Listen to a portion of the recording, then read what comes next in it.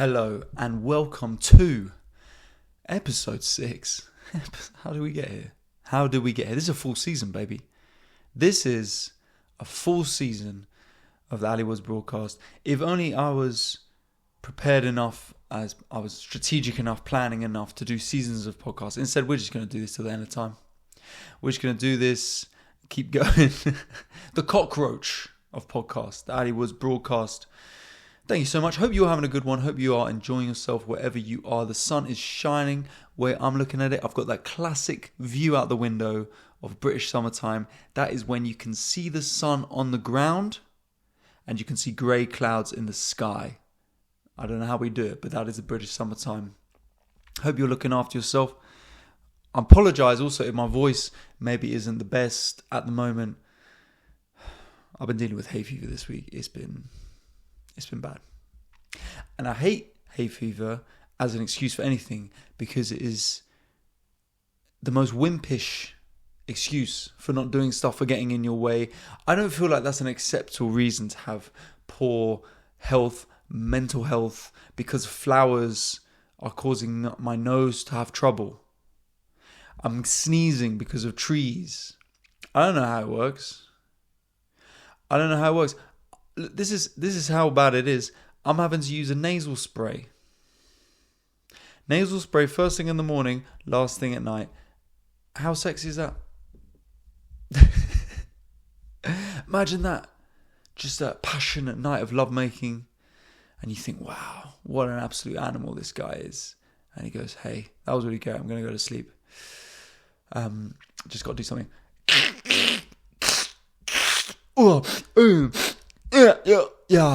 Okay.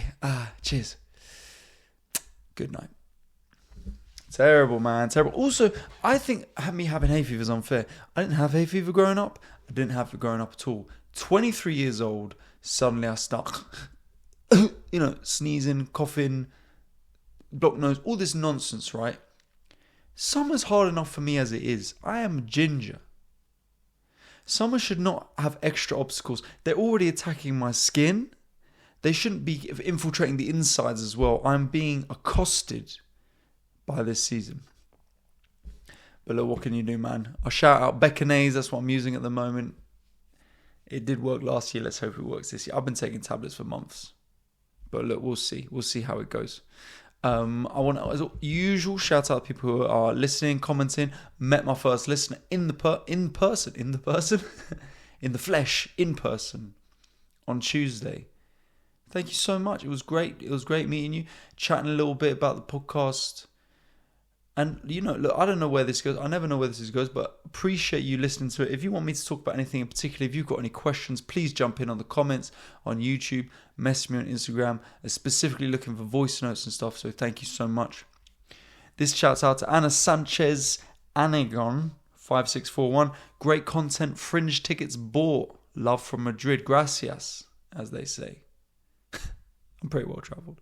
Sorry, I am. Of course, I'm actually announced it this week. Going to Edinburgh Fringe Festival again this year. So please, if you are there and you want to come see some top quality comedy content, come along. 8:30 p.m. every night apart from the 12th.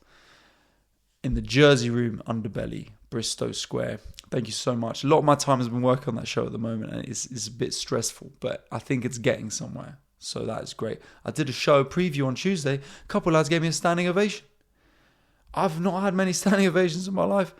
And I thought maybe they're going to the toilet. I thought maybe they really need a piss. And then they just stood there clapping. And also it was lads. The audience that come to my show, they're not laddie, is all I'll say. They're not boozers. They're not geezers. They're not blokes. They're very lovely women with their boyfriends. That is my crowd, and I get that. That's the people who come to my shows, and I understand that. I see it in the boy when I do these shows. I see it in the boyfriend's face. They're just sitting there.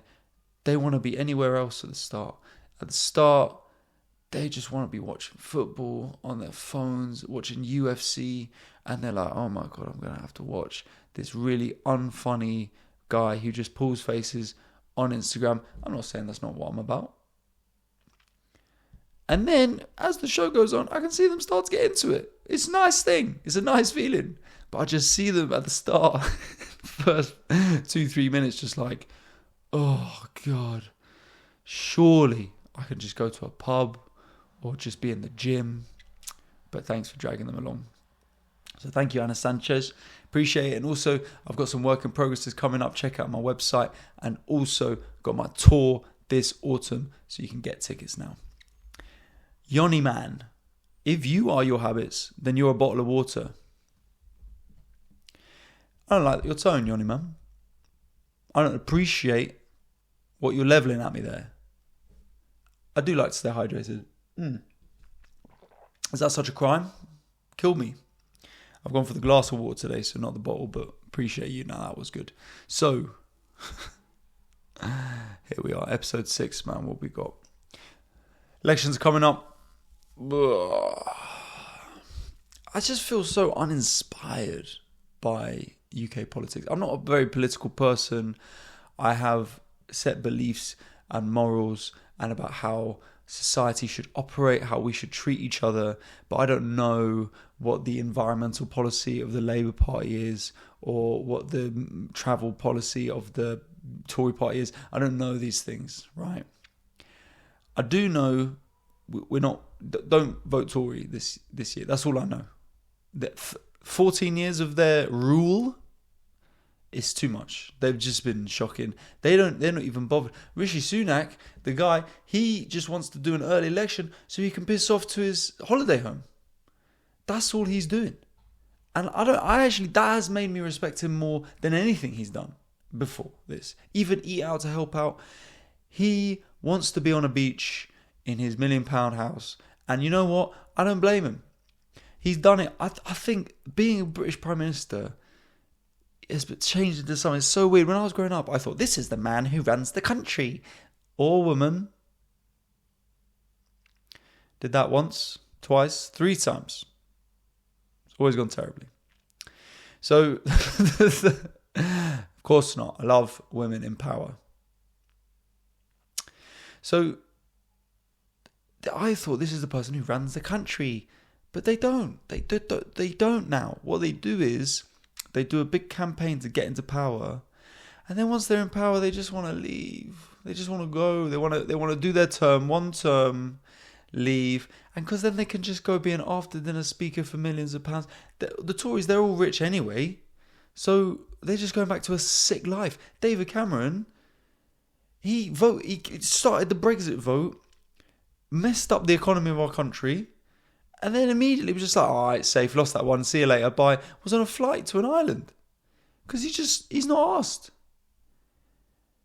So look, we need to get the Tories out, basically, is my point. Look, I don't care who you vote for, as long as it's not the Conservative Party. And look, if you want to, I get it. Look, you're welcome to it. I don't want to be one of those people that thinks everyone who votes Tory is a bad person. And it's also not true for all of time. Other parties have been good and bad at different points.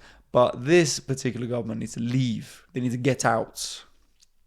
So let's just have a nice palate cleanser at least. Get rid. Euros is also coming out. I'm thinking of doing a sketch about Tories or politicians in general just talking about football because they're so weird. They just can't do it. Oh, yes, of course. I can't wait to see the lads. Hopefully the boys bring it home. Yes, no. I really enjoyed when they got it to back of the net. Yes, there's no better feeling. Oh, really? It was a bit of a toing and froing that game, but thankfully the lads, the boys, they... nonsense. These people can't relate to anyone. Rishi Sunak. There's arguments to suggest he's never been around humans. That's a legitimate argument. He keeps wearing Samba trainers to try and fool us that he knows what Sports Direct is. He's never heard of it. He's never bought his own shoes in his life. And I'll challenge him on that. We'll go to court. I don't care. I will prove that you've never bought your own shoes in your life. I'll prove that in court. I'm ready for you, bro. Euros is coming up though, man. England just lost yesterday. Can you believe it? Oh, man, international tournaments are so good. You know what as well? I didn't actually watch the Qatar World Cup because of moral reasons. Just want to leave that out there. I don't know if that makes me better than you. I don't know. It's weird. I just think I'm a good guy, I guess, you know. I mean, I still use like Amazon and all this shit, and I still obviously like I don't care that much. But Qatar was bad. And so I was like, I didn't watch that World Cup, so I can't wait. I've missed an international tournament, so we are back in. We're back in. And I can't wait to be out there, man. Got some bookings in already. Oh, it's the best. It's the best. If the sun's shining and England are winning and pint in hand, oh, gorgeous. So they do all right. I've had a pretty weird week. I don't know. This week, I not been feeling myself. I don't know. I think part of it is like this hay fever. Apparently there was a hay fever bomb. That's what my dad said. He's like, there's a hay fever bomb that went off this week. Some sort of pollen C4. I mean, I feel like that hay fever bomb, that's definitely been named by someone who has hay fever. No, it's a bomb. It's a bomb, mate. It's not a little flower. It's a weapon of mass destruction is what's happened there. Believe me.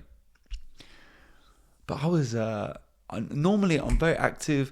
I like waking up in a reasonable time, getting up, doing things immediately. But, you know, this week, not been good. Monday, struggling. Monday, I got 10 hours sleep. 10 hours sleep. Don't be jealous. I know people struggle with sleep now. So many of my friends struggle with sleep. They should stop doing so many war crimes, things you're guilty of. My conscience is clear. I didn't watch the World Cup in 2022. That's what's keeping you up. You were there getting the blood money watching Messi lift the trophy. And now you're wondering why you can't sleep? I don't think I've ever had major issues with sleeping. The only time I remember it was twice bad was once when I quit my job.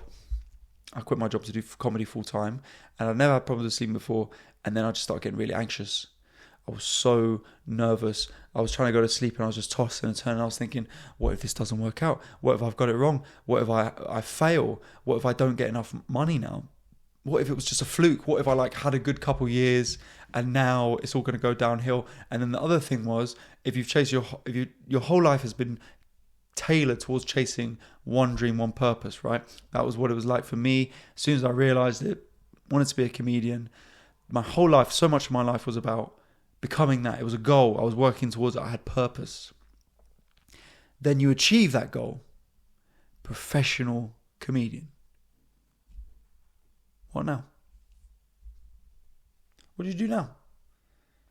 All of your life, all of the getting up and working and giving up, missing out people's birthdays, missing out on a love life, all that stuff was in pursuit of this thing.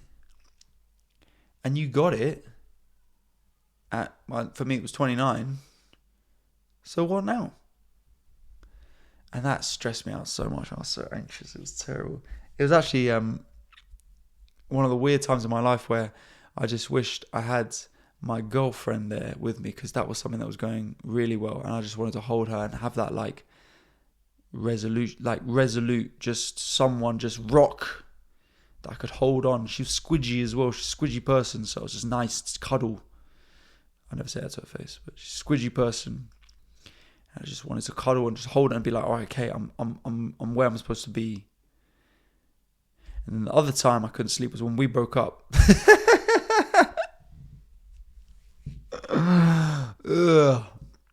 Other time was the last week of our relationship, where I could tell it was ending and I was getting 3 or 4 hours sleep a night. And again, similar, just couldn't sleep, tossing, turning, thinking over stuff. And then eventually I would get sleep 3 hours later, just wake up, and I knew I couldn't get back. And my housemate, he gets about 3-4 hours sleep a night, and I wonder why he's so insane. But now I've got that. I've had that experience. I get it. Waking up on 3-4 hours sleep is not enough. I hope you are getting more. Get your 6 hours plus, okay? Because 3-4 hours sleep, everything's fuzzy. You're weird. It's like permanently having a hangover. But normally I'm sleeping good. But 10 hours, I had no problem with that. 10 hours, man. I was out like a light. So I've been feeling a bit better, man. But since the last chat to you guys, I did a corporate gig.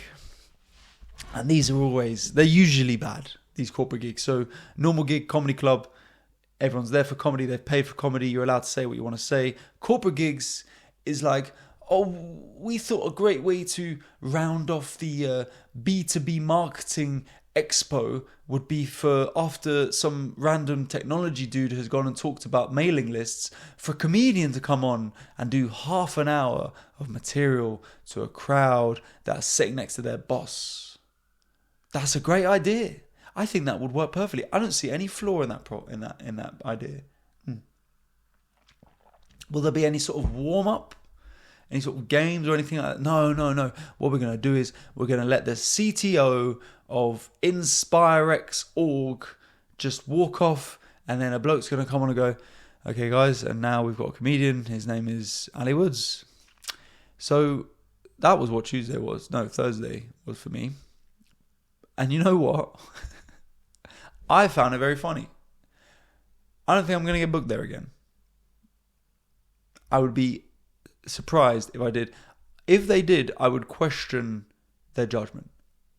I would say, you are not running a proper company here, mate. I was at some e-commerce summit, and to be fair, big room, man. I reckon there was probably like maybe 400 people there, maybe something like that. And I was doing some material, just not getting much at all, man. Doing bits and pieces. And at this point in my career, I've got material that I know works. Look, sometimes it will crush, but it will always do fine. Like, it works as material. And it was just, sometimes you are doing that and you think, and you have this moment, you go, oh my God, am I Superman? This is kryptonite? Like, I just can't do anything. I can't do my powers. Fortunately, I'd found out what the owner of the company was called. Just said I was doing loads of coke with him. They loved it. Lapped it up. I was getting bigger laughs than it was like the Harlem Apollo, man. They were lapping it up, clapping, cheering. Oh my God, they couldn't believe what they were hearing. Then I started slagging off the sponsors. I said it was embarrassing. I was like, bronze sponsorship. Really? Cheapskates. Pathetic. They lap it up. Anytime I try to switch back to material I cared about, no. Let's have some more e-commerce banter. So that's what I've been doing with my time. But you know what? That's one of those ones where you do your time, try not to say many swear words, don't say anything that might be a bit polarizing or offensive. So I can't do any more stuff. And then you get out of there as soon as possible. That's another tip I'll say to anyone ever doing a corporate gig or something. Get out of there as soon as possible. Are you hanging around? Do you want to get a drink? No. Because then you're just going to get people coming up to you being like, mate, you know what comedy I love? Michael McIntyre. He's funny. So no. Also went to my friend's wedding. On Saturday. That's my life now. 30 years old. That is my life. Weddings. This one was nice. Early started, but you had to get there before 11 a.m. Oh, rough. But it was fun. It was nice. Knew enough people there, chatting, dancing. The main thing I will say is the wedding cake. Now, how about this? What do you think happens with a wedding cake? You know, it's like a lovely decorative cake. It gets passed out. You know, everyone has a bit. The cake was not passed out. It was one cake, no tears. Which is fair enough. Look, okay, one cake. And I had a look at it in black, bold writing on the top. All the cake said was, "Till death."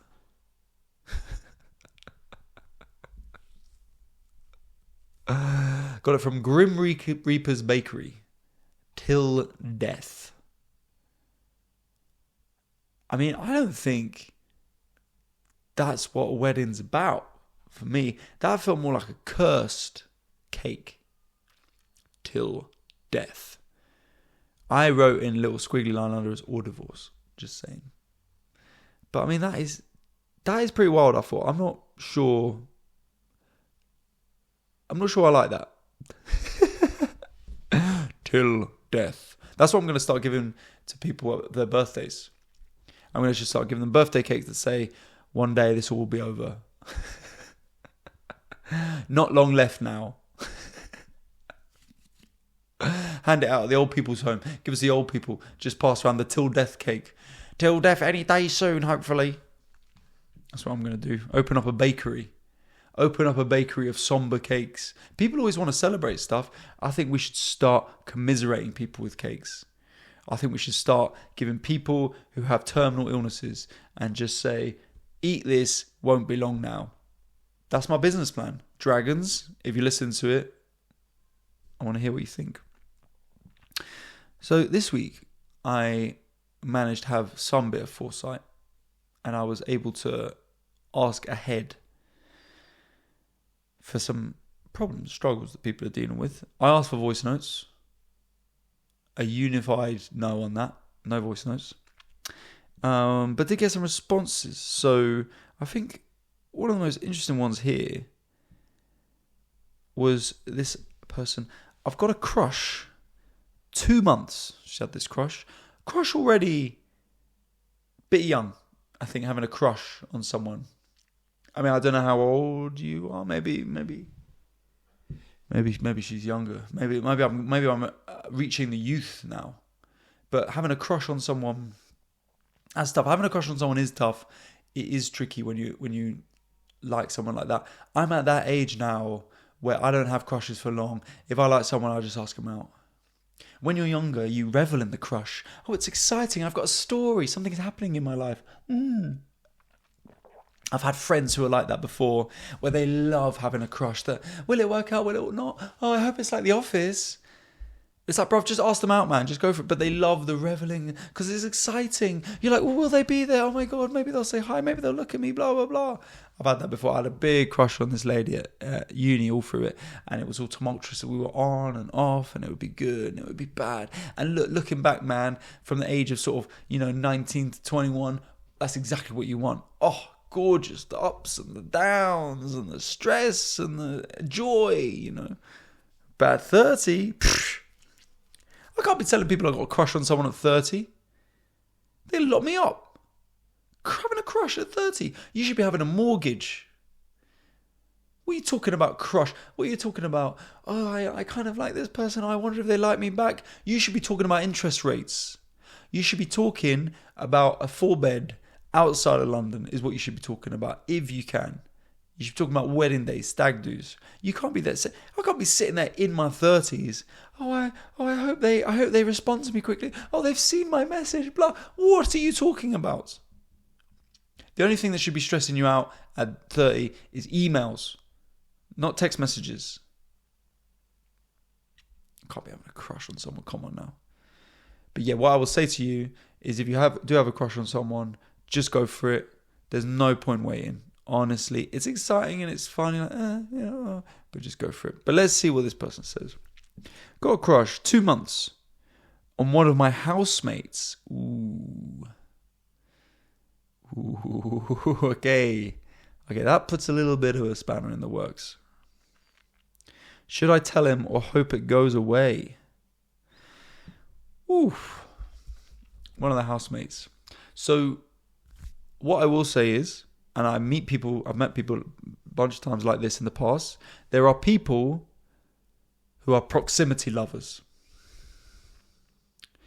And they only seem to have a crush on people who live near them, with them, work with them, and they never seem to go on dates. They never seem to put themselves out there. If they do, they don't give them a chance. But someone who works in my office who turns up every day and says hi, I think I actually love them. What are you talking about, bruv? Set your proximity further than that. This potentially gives me a little bit of a suggestion of, do you have a crush on them, or are they just around? Do they just live close? Have you smelt in their pheromones? You've just seen them getting their washing out of their laundry. Do you just like comfort? Do you just like familiarity? But having said that, if you look into your soul and you think, yeah, I really like this person, I really like Jerry, I think he's a great guy, I think we'd be really good together, I think you just got to go for it, man. Because what's the alternative? You just live in that person with a crush. And this is where like sitcoms and dramas have I think fed us the wrong thing, because we love the story of like, will they, won't they? Oh, it just never, the timing never seems to be right. Oh. Whereas, really, you could just ask them out anytime. Ask them out, be okay with that rejection, and if you get rejected, that's fine. You got to just accept it, and you got to just move house, move flat if you need to, because there's no. But this person might be the love of your life if you're right. I would suggest mostly that it's probably just like a bloke that lives around you, and you're just like thinking in your head, oh, what would it be like if we lived together and we're going out and he would kiss me and stuff and, put his hands around my waist while I'm cooking. That's how I think it is. But, you got to try it. You got to suggest. I'm an agent of chaos anyway. So I think that's, might be that problem. But look, go for it, man. Go for it. And we'll go for this one as well. I want to leave my city and move away, but I'm struggling to do it because I'm afraid to leave. There's a phrase I have on my wall, which is, if I don't jump, then I'll die here. And I truly believe that whenever you are contemplating something, when you can't stop thinking about it, and it's going to be a big change in your life, but you're scared to do it, that fear means you should do it. I think a lot of the time we stop ourselves from being happy because we think we don't deserve that. I'm not the type of person who gets what they want. I think these things come in our head, but truly you got to look at the opposite. What's the opposite thing you're going to have? You're going to be old, you're going to regret that you never did it. You're going to resent the life you've built in this city because you've never gone and experienced it. I mean, this is partly why me and my ex broke up, because she didn't feel settled here. She felt like her life might be away, it might be elsewhere or back in Ireland or something. And you can't judge people for that. Like, that's fair enough. You could be like this. There's no point trying to build a life somewhere if you don't want to be there.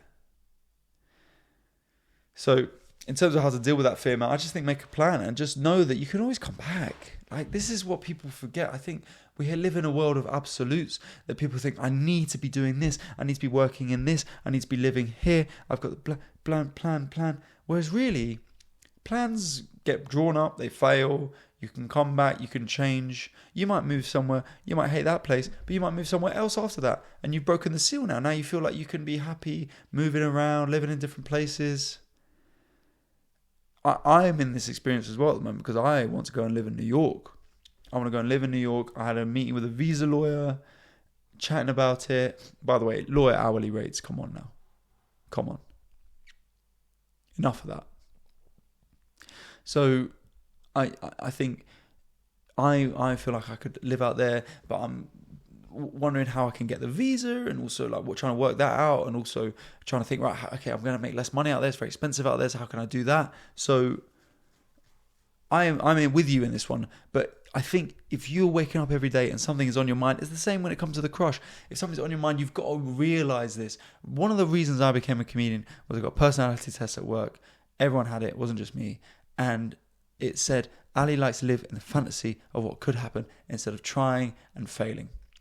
And that is exactly why I became a comedian, because in my head, all I wanted to do was be a comedian, but I was scared that wasn't going to happen, so I didn't take it seriously. I would do a gig now and then, 1 gig a week, 2 gigs a week, then no gigs a week. I didn't actually take it seriously because I was scared of failure. I wanted to be that guy in the pub who later down the line could be like, I wanted to be a comedian. I just, just never thought like, I just didn't try like the other ones. I could have done it. I was really funny and stuff. But no, it's way better to go and try it and fail. It honestly is. Go get your heart broken. Go travel to a city. Do your thing, because this life is moving, man, and it's going to leave you behind. The longer you leave it, you're going to look around. Your friends will be settled. You'll be older. You just think, why didn't I do this 2 years ago, 5 years ago, 6 months ago? Just go do it. If you are passionate about something, you can do it. Believe me. Don't let things stop you. There's another saying I have in my head. I'm confusing it. There's a lot of voices in there, but one of the sayings on my wall is, no one's going to stop you apart from the voices in your own head. There's no cabal, there's no mechanism that is plotting your downfall. No one really cares about what you're doing. I'm sorry to tell you, no one cares whether you try, whether you fail or succeed. A lot of people, they're not bothered. It's only you in your head that are thinking, oh, everyone's going to be talking about me. It's going to be horrible. I'm going to be bad. That's you. That's you and your fears. So don't worry about it. Start doing the things that you want to do. Honestly, you can do it. If you want to move city, if you want to tell someone you have a crush on them, you go for it. And you know what? It might not work out, but how much happier are you going to be at the end of your life when you're like, at least I did it. At least I went for it. I'm not going to have regrets. So, on that bombshell, I want to say thank you so much for listening to another episode. Please rate it 5 stars if you enjoy it. That helps on Spotify. Subscribe, like, share this YouTube video if you're watching it on YouTube. Share it with your friends if you enjoy this. If you want me to talk about anything particularly, give me a shout. Let me know. Come in the comments or message me, DM me. Voice notes would be awesome. We could start playing them out on this. That'd be sick. All kept anonymous, obviously. And also get tickets to my shows. Thank you so much to everyone who's coming to my shows. It is really special to me. And tickets are all on my website, allywoodsgigs.com. As always, I'll put that link in here. If you want to support me, get on the Patreon, patreon.com /allywoodsgigs. That is going to be linked in here as well. But until next time, look after yourself. You can do it. I believe in you. You've got this. Enjoy yourself. Take care. And I'll see you soon.